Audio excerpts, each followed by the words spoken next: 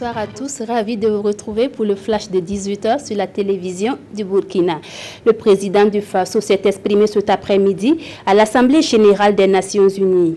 Roch Marc Christian Kaboré a souligné son inquiétude sur la marche du monde, la paix et la sécurité, la lutte contre le terrorisme. Pour le président du Faso, il faut que le monde trouve des solutions à ce fléau. Il s'est aussi penché sur les questions de développement durable avant de peindre le tableau de la situation socio-économique du Burkina Faso. Roch Marc Christian Kaboré a surtout mis l'accent sur la lutte contre le terrorisme au Burkina Faso et le plan d'urgence pour le Sahel. Les chefs d'État africains se sont retrouvés en marge de l'Assemblée générale des Nations Unies pour faire le point de la feuille de route de l'Union africaine sur le dividende démographique.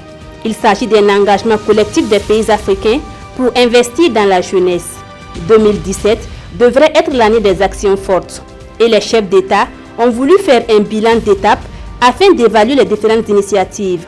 Le président du Faso a partagé avec ses pairs l'expérience du Burkina en matière de politique pour l'épanouissement de la jeune fille.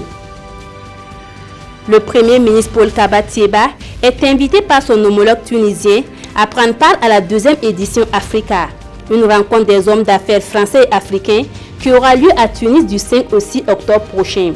C'est l'ambassadeur de la Tunisie, accompagné par celui de la France, qui a porté le message à Paul Kaba Thiéba.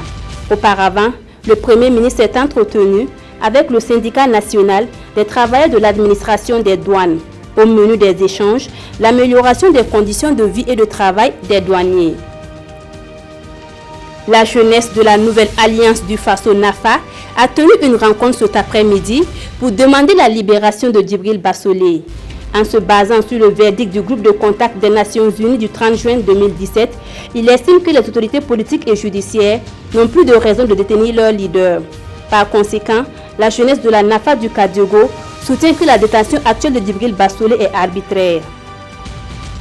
Hors de chez nous, le Premier ministre espagnol appelle les dirigeants indépendantistes catalans à renoncer à l'escalade. À Barcelone, 40 000 personnes ont manifesté mercredi soir. Quelques scènes de tension et bousculade ont opposé les forces de l'ordre aux militants indépendantistes.